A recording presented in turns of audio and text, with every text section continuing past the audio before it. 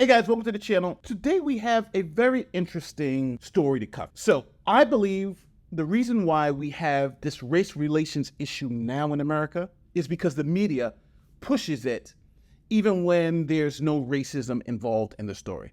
And I think the media loves to say things are racist, these people are racist, that people, even without any evidence. And it's because Americans are very sensitive to race. And we understand because of the history we have. But I think the media unjustly, and I think to be fair, unethically pushes a racism narrative when one doesn't exist. And to prove that, I'm going to show you two stories in which the same thing happened to both a black person and a white person, and you're going to see the difference in the way the news media covered it.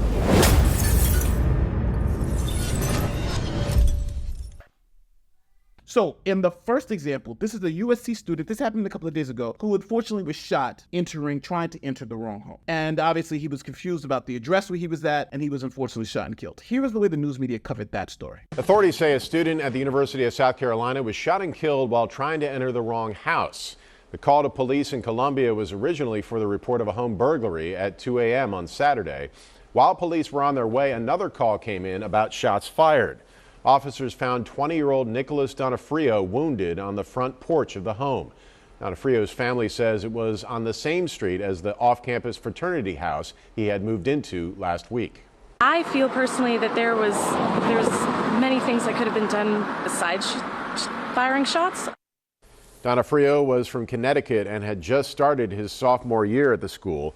Police have not yet released the name of the shooter or filed any charges. Now, as you can see, there's no mention of race, no mention of anything. You don't even know the race of the shooter. It's just like, okay, this seems to be some horrible tragedy. Somebody's trying to showed up at the wrong address, tried to enter the house, people got scared inside, and this person died, right? Now, they're talking about looking at whether he's going to be charged or not, but there's not even a hint of any type of racism. You don't know the race of the shooter. You just know this kid happened to be a white kid who went to the wrong address. A tragedy.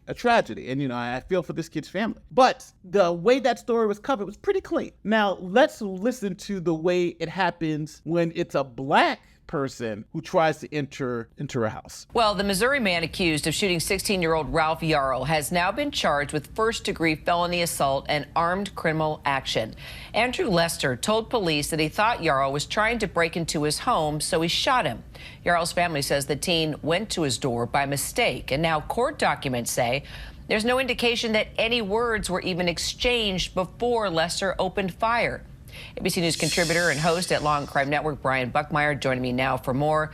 So, Andrew Lester, Brian, as we know, the man accused here, he's been charged with felony assault, but Ralph Yarrow's family had hoped for attempted murder charges. They want him charged to the fullest extent of the law. What do you make of this, the prosecutor's charges, and also the talk about racism here, and looking at his mugshot and wondering, is there something else going on in this 85-year-old man that we just simply don't know yet? So you see, they're pushing the racism narrative right from the beginning, right?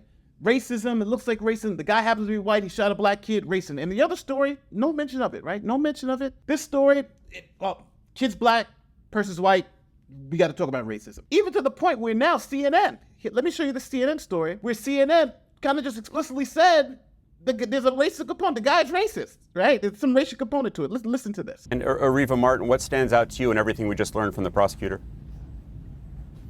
I think one of the things that stands out to me is that there is a racial component to this case. We've been hearing that from Ralph's family. We've been hearing that from the attorneys representing that family, that they believe that this was racially motivated, that this 85-year-old white man purposely shot at Ralph Yarrow without any justification, simply because he was a young African-American boy who was knocking on his door. And I think that's what's so tragic about this case. We've seen these amazing pictures of Ralph, just looks like an innocent kid whose only mistake was knocking on the wrong door. And because of the color of his skin, he's now in a hospital bed fighting for his life. And I think that's the most appalling part of the story for me. You see, that's disgusting, right?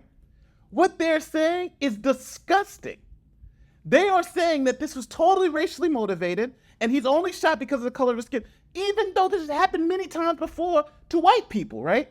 In this particular case, it's black, right? Now, don't forget, this is an elderly man, Somebody's coming at his door in the middle of the night. He's looking, he sees somebody at the door, and he shoots him. So don't get me wrong. I don't believe this shooting was justified by any means. But to say it's racially motivated just because the person happened to be black, when in the other case, this kid is white, and the same exact thing happened. There's no racial component to it. So, but do you understand how the news media tries to just push race in our face? Now, one thing is NBC kind of got word that this was happening. Like, oh my God, you know, we've been pushing this false race narrative, and now we've had the same thing happen to white people and black people. So race may not be the issue here. So now watch how NBC now tries to clean it up. Right? Because don't forget, NBC was pushing the race narrative too. But now since this has happened, they now have changed their tune a little bit. So look at the new news report and see what they say. It appears to be a mistake gone terribly wrong. A 20-year-old college student left dead after trying to enter the wrong house on his South Carolina street. Tonight, Nick D'Onofrio from Madison, Connecticut is being remembered as an exceptional student and athlete. I remember the last time we played together. Our senior year, we were both very emotional because we knew it was the last time we'd ever be on the court together. The sophomore at the University of South Carolina had recently moved into a house on South Holly Street, the same street where police say a call came from at 2 a.m. Saturday. First, a report of a burglary. Called to the subject broke in the door. Quickly upgraded to shots fired. I don't know what the subject was hit. Police say when they arrived, D'Onofrio was deceased, a gunshot wound to the upper body. They have not said who shot him, simply that they continue to consult with the Fifth Circuit Solicitor's Office regarding the circumstances of the case. But now, there's no even hint of any racism, right? No hint of racism. Somebody knocked on the door, you know, the person, I think they're trying to break in, shots fired, not even a hint of racism, right? Not even a hint, because the person happened to be white. South Carolina does have a stand your ground law, also known as the Castle Doctrine, which allows someone in their home or place of business to not retreat and use deadly force in self-defense.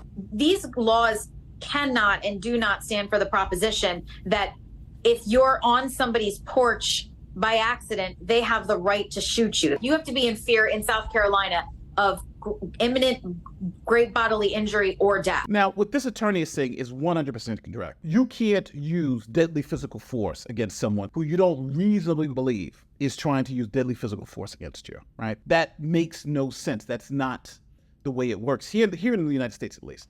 And I think when it comes to these Castle Doctrine cases, generally you get more protection if you're in your own home. But if someone knocks at the door and you can't really say, I'm just so afraid that I'm going to shoot through the door or something, in a lot of these cases, that's what happens. So I think the prosecutors and the local authorities, they kind of have to figure out, okay, what does it mean to be in fear for your life if somebody's kicking in the door? That's one thing.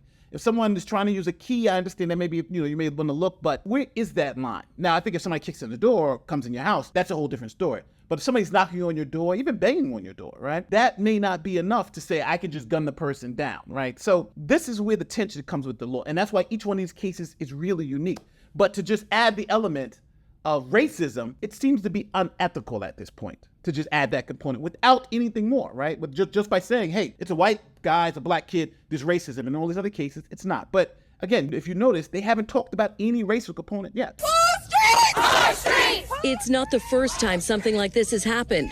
Earlier this year, a white man in his 80s shot and wounded black teenager Ralph Yarrow when he rang the wrong doorbell.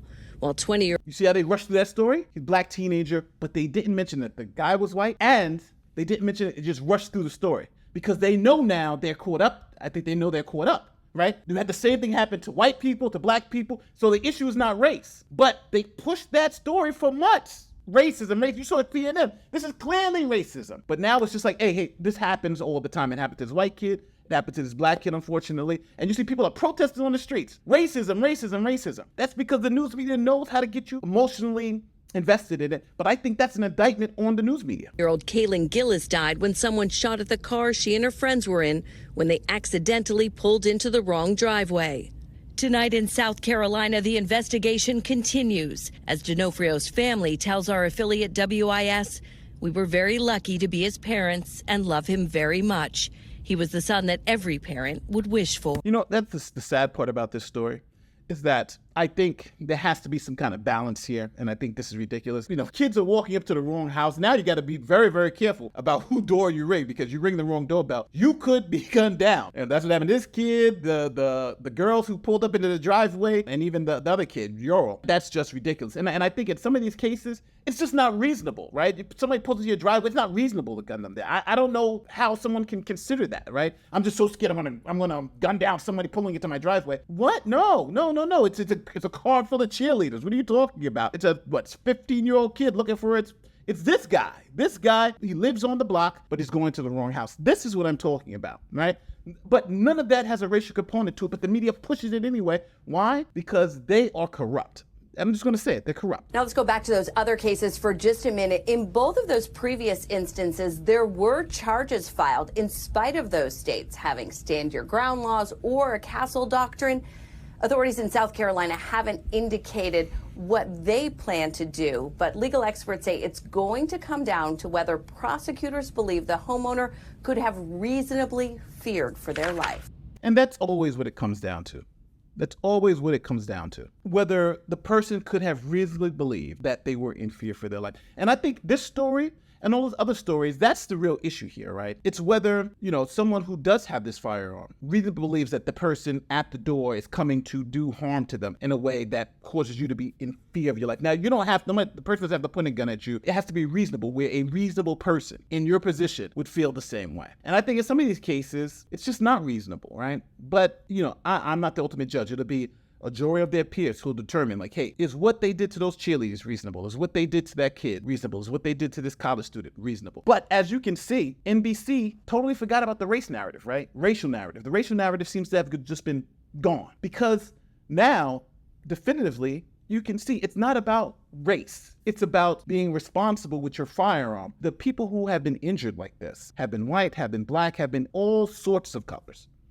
So I want to ask you people, do you think I'm being too sensitive about this? Because I honestly feel these stories indict the media for the race grifters they are. And I think the media is the reason why we have all this tension about race relations in this country today. Because instead of just calling that story what it is, hey, this is what happened, blah, blah, blah, blah, blah, and leaving out the element of race, by pushing the race element, right, by having Ben Crump up there and all these other people come up there and say, this guy is racist. That didn't help anybody. And now that you see it's happened to white women, white men, everyone else, now that they're trying to act like they weren't pushing a race narrative. Oh, this is now a problem with gun safety. Let me know in the comment section where I'm wrong. My name is Nate the Lawyer, and I'll see you next time. Peace.